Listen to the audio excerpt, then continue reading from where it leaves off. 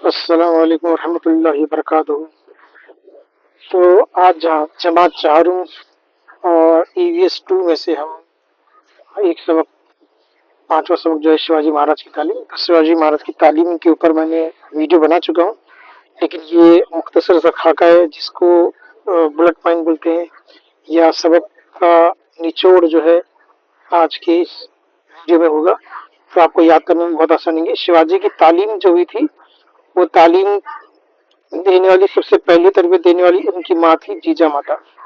तो जीजा माता ने अपने बेटे शिवाजी महाराज को जो है बचपन में जो तालीम दी, उसी का असर उनकी जिंदगी पे पूरा रहा। तो कौन सी तालीम दी थी? तो उन्होंने शिवाजी महाराज को जो है बहादुरों की कहानियां सुनाई थी।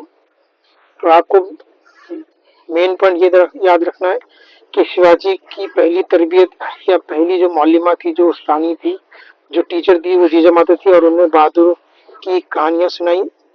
दूसरा, साधु संतों की तालीमत दी। एक तरफ बहादुरी की कहानियां और दूसरी तरफ अपने मजहब की तालीमत उन्होंने साधु संतों की जिंदगी की, जो उन्होंने जिंदगी में अपनी तालीमत दी थी, वो तालीमत जीजा माता ने अपने बेटे शिवाजी महाराज को दी थी।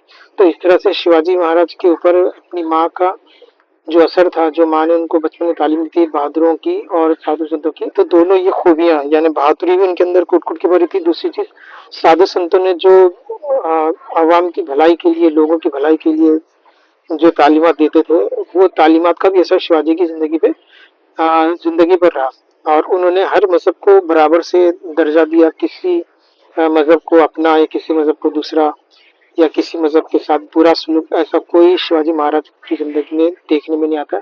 उन्होंने जो भी मजहब का है, बस इंसान है और उसकी मदद करना है, तो उस तरह से उन्होंने अपनी जिंदगी में हर एक की मदद की, औरतों की इज्जत, बच्चों की हिफाजत।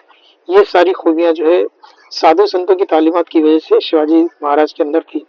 अब शिवाजी महाराज को और भी ये बहादुरों की कहानियां और संतों की तालीमत तो थी, इसके साथ नज्म ज़ब्त की भी मालूमात उनको रहना चाहिए। यानी जो बादशाह बन रहा है या जो राजघराने में पैदा होता है, तो उसको डिसिप्लिन की भी तालीम दी जाती है।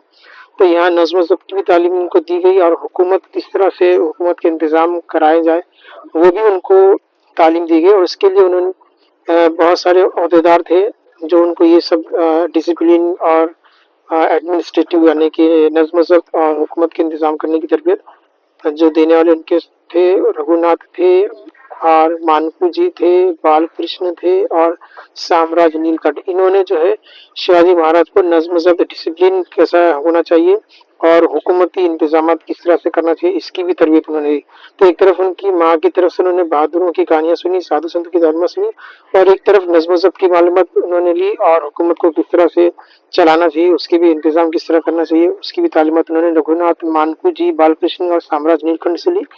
इसके अलावा उन्होंने जंग, यानी जंग किस तरह से लड़ी जाए, जंग के लड़ने के क्या क्या तरीके हो सकते हैं, तो उसमें भी उन्होंने माहिर असातिज़ा का जो है तकर्रुर किया गया था कि शिवाजी जब जंग के लिए निकले, तो जंग करने के लिए कौन कौन से तरीके होते हैं और किस तरह से मुकाबला किया जाए, ये सारी चीजें उनको सिखाने के लिए माहिर असातिज़ा का तकर्रुर किया गया। और उनकी निगरानी में जो है शिवाजी महाराज ने घोड़ सवारी सीखी, यानी घोड़ा किस तरह से दौड़ाया जाए उसको।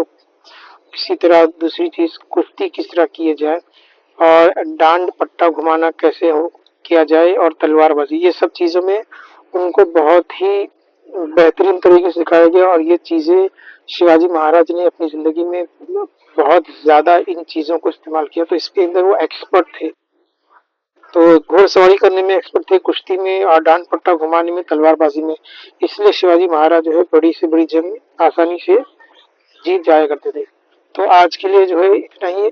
इस वीडियो को ज़्यादा से ज़्यादा देखिए, ज़्यादा से ज़्यादा शेयर कीजिए, और ये जो मोटी-मोटी बातें खाके के ज़रिए मैंने समझाया, उसको याद करने की कोशिश करते हैं। मिलते हैं अगले वीडियो में, तब तक